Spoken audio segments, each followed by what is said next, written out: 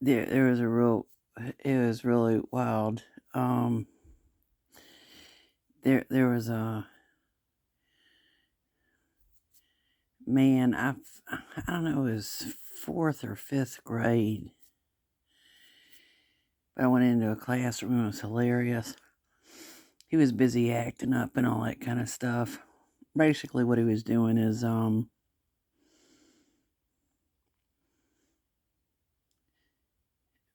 behaving inappropriately in order to get attention drawn to himself. And it was so funny. Um,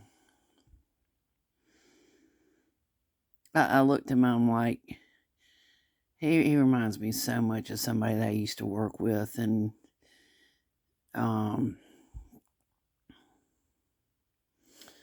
so basically, I listened to like what my gut was telling me. No, I didn't hear my stomach growl. No, I didn't hear an audible voice. But what I'm getting at is, I just was like, that has to be his child.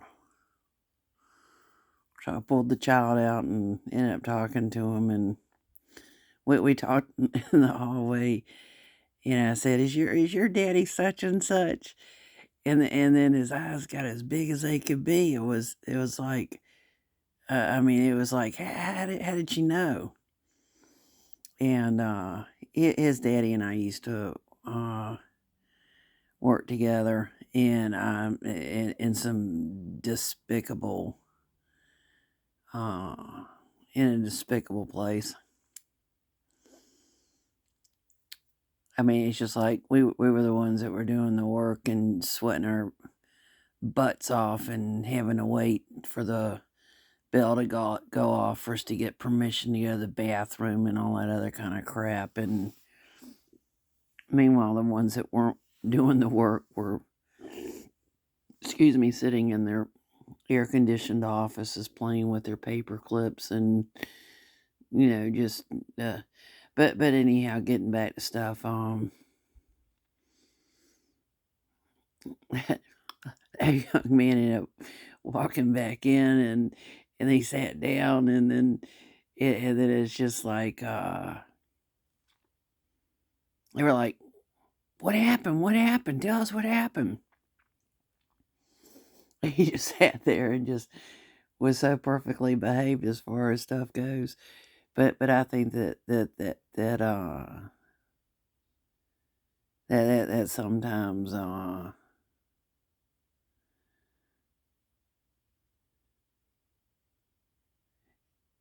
he knew where his daddy worked. So as soon as I mentioned the place, it's like, wow, somebody knows my daddy. And he obviously loved his daddy and probably had a real good family as far as things go. But it but that also is another example of basically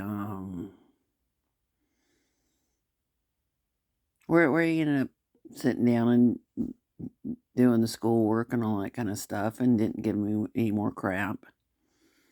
But I think it was basically another example of me being rewarded to listen to the just have him walk out in the hallway and talk to him. And sure enough, I mean, it's just like that in and of itself is statistically significant. I don't have to have a PhD in math. What I'm getting at is that basically I did what basically the little voice inside of me was instructing me to do. And then basically, it was kind of like smooth sailing the rest of the day. I didn't have to sit there and constantly call him down for being disruptive and all that other kind of stuff. And not only that, he probably learned because he was probably more attentive to what I had to teach.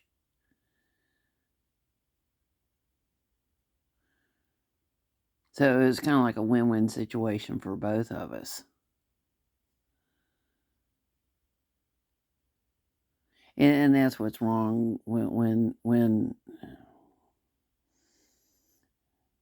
I remember I dreaded going to work, and it's like I would say good morning, and then all of a sudden, some of the ones that had tenured status, and I just want to bring that up. Some of the ones that it's just like, what's good about it? And I was like, oh, jeez. And just like when I went into a classroom to observe the class, I was like, well, crap, I wouldn't want to go to school either. Teachers are yelling at them and screaming at them and bullying them and not looking at anything that they're doing as being good. I mean, it's just like, well, what? I wouldn't want to go there either. And I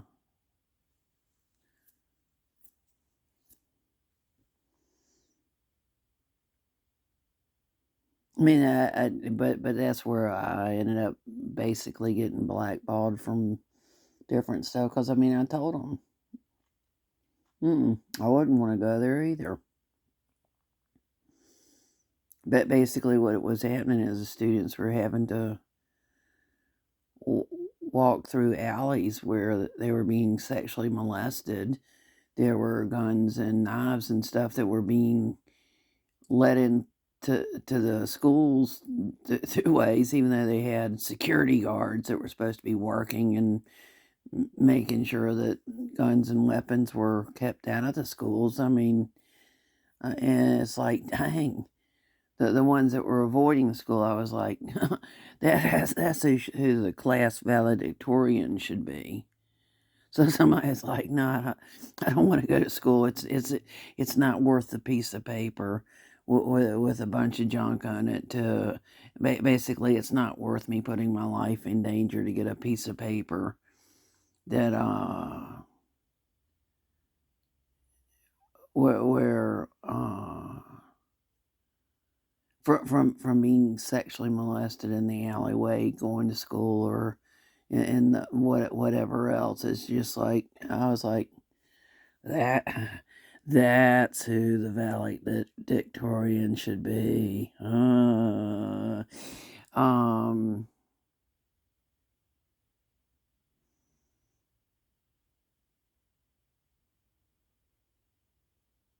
and I think that some of the stuff that goes on in the schools, it's like the men and women that drop their children off are being intentionally deceived.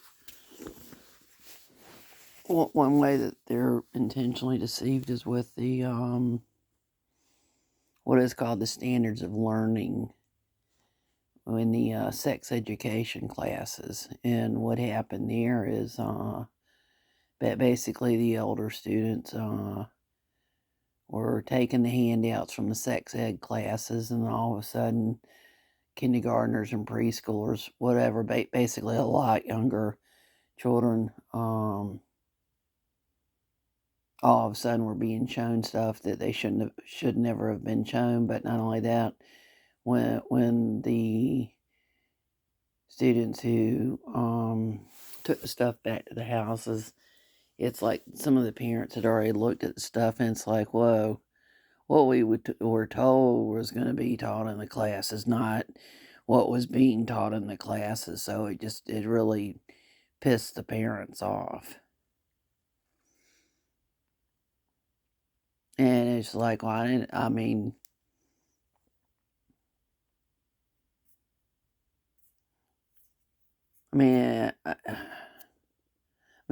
basically, it was very deceptive what was going on. So the last they went with somebody like me sitting there and agreeing with the parents that basically no, it was wrong. That what they did was deceptive and it was shocking, and that's the reason why I don't care about my evaluations. I mean, but but once again, there comes a point. It's just like you don't care about somebody else's opinion. That basically it's just kind of like, I mean, but I think that also deals with the fact that I know who's actually in control. I know who has final say. So I know who the judge is. I know who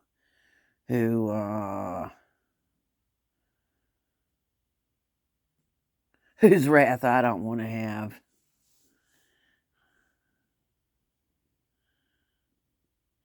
But and I was reading something dealing with things, and I think that's what's so disgusting is the ones in the pulpits. I call them wolves in shepherd's clothing that have intentionally deceived people and not disclosed that marriage licenses are a contract, and they knew better than to do something like that. They were extremely deceptive in what they were doing, and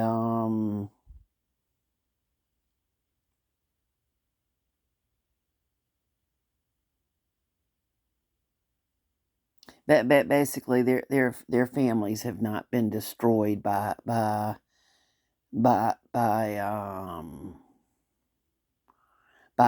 by the different things that they intentionally deceive people about.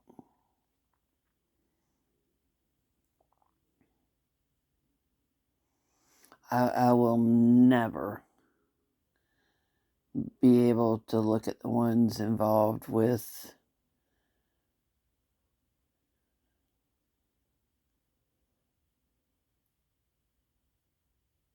premeditatively destroying my life, and the ones who enabled the ones to destroy my life in the same way. I'm not going to go into who they are. They already know who they are.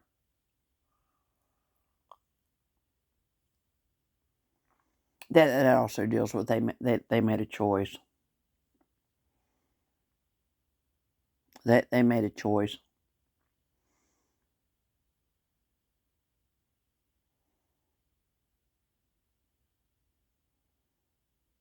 I'll take it a step further. That's the reason why many of them try to hide themselves in different addictions, whether it be alcohol or cocaine or whatever else. Basically, they're not deceiving me with their long pinky fingernails and their cases of wine and um, their liquor cabinets that overfloweth, if you know what I mean. Uh-uh. In fact, I look at one of the ones as far as what he. It's a long story, but it's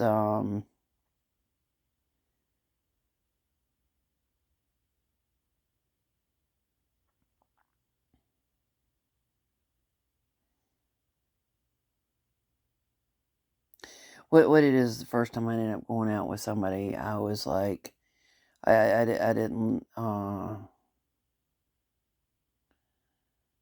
shortly thereafter something happened. I was not around, but I didn't think that his sense of humor was funny, and I ended up talking to somebody who basically minimized and oh ha ha ha, that's really funny, ha ha ha. And it's just like I didn't find any humor in it whatsoever, and that's where I really should have listened to basically what my gut was telling me. That was the first time that it's just like But basically, I don't find the what he was calling a prank was funny, and at that point.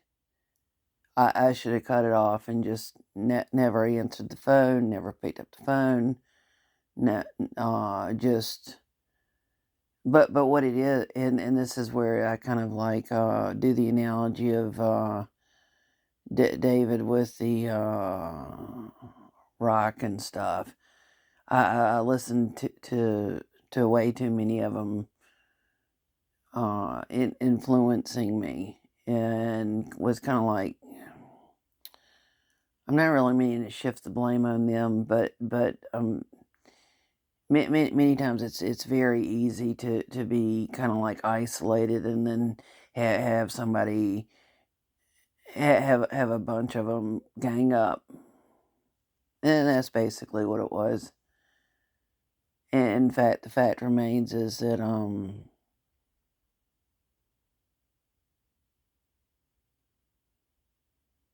So many of them said, "Oh, everything's gonna be all right," and so I was listening to them instead of basically what my gut was telling me to do. "Oh, everything's gonna be all right," and it's just like,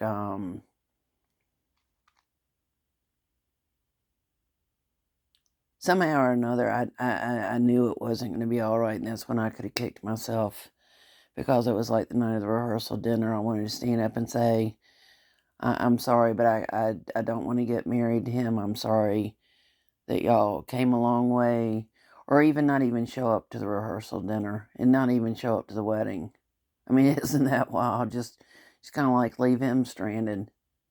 But basically, there were so many red flags that had gone up by that point. I just, that's the reason why I'm like, and what I'm gonna talk about is basically, if you're not married, don't look at yourself as being any less of a man or a woman. I really mean that. And that's where, sometimes what I've said has been misconstrued when I've, uh, told people it's best not to be married than to be married to the wrong person. And they take that as a slap in the face, but I'm just like, I don't want anybody to go through the hell on earth that I went through. I mean,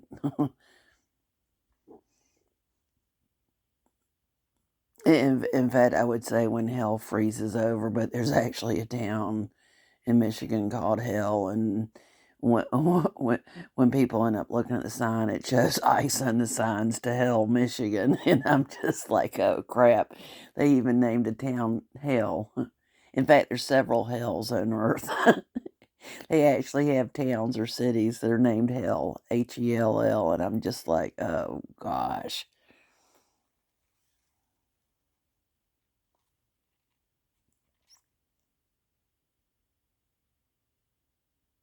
I mean, so sometimes sometimes I hate cutting open the onion and looking at the different layers, and I'm like, oh no. It's kind of like when when I don't think it can get any worse. It's like,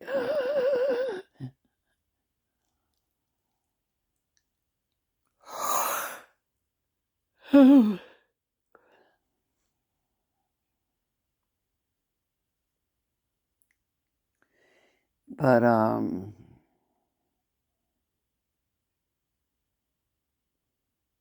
for people out there, don't look at your don't look at self-worth as being contingent upon uh being in a relationship, and especially a relationship that was never meant to be. Mm-mm.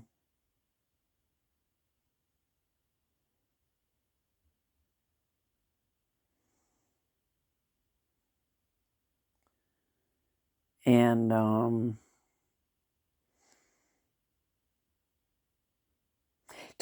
Kenny Rogers even has a song, "Know When to Hold 'Em, Know When to Fold 'Em, Know When to Walk Away." Basically, that's another example of Psalm 1:1. Walk away.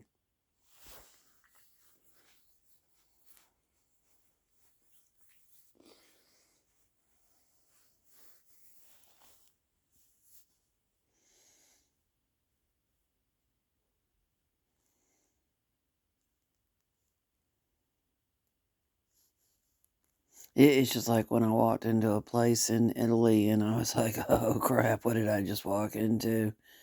I walked away and I was like, "I'm not even turning around to walk away." I backed out of that room so quick, quicker than a New York second. I mean, I was like, let me let me get out of the room as quickly as possible."